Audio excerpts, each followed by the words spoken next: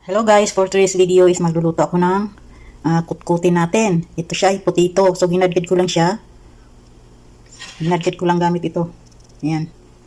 So ang gagawin natin dito ay lagyan natin siya ng asin at saka tubig. Then ilagay muna natin siya sa fridge ng 1 hour. Ayan. So ayan, nalagyan natin ng tubig. So lagyan natin ng salt.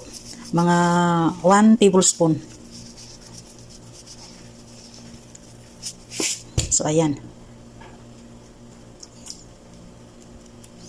So, ilagay na natin siya sa fridge.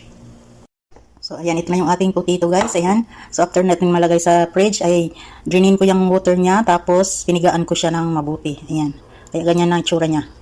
So, lagyan natin siya ng garlic powder. Onion powder. Tapos, ground black pepper. Chili powder.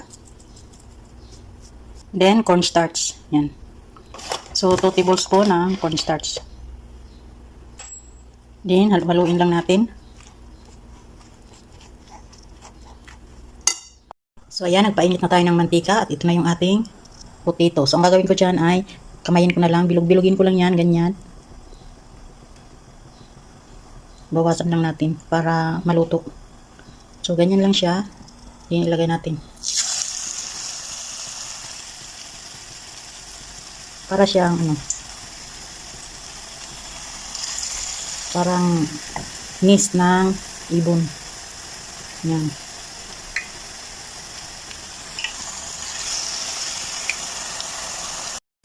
Yan na siya. So, hintayin lang natin na mag golden brown. Ayan. Sarap niya mga kakusina. So, ayan. Pag ganyan ang tsura niya. Ayan. Super crispy niya mga kakusina. Luto na yan. O, diba? Natin okay.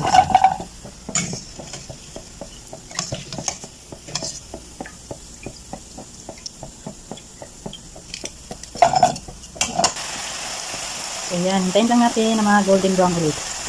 So, ayan na guys, ang ating, ayan, pangkutkutin. Ayan, ang sarap.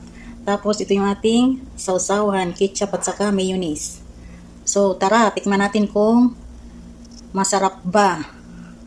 So, ayan, try natin.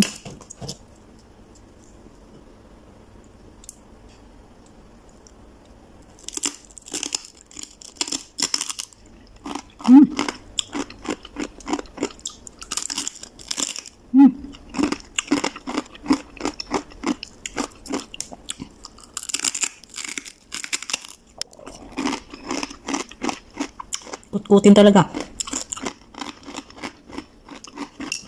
Yummy.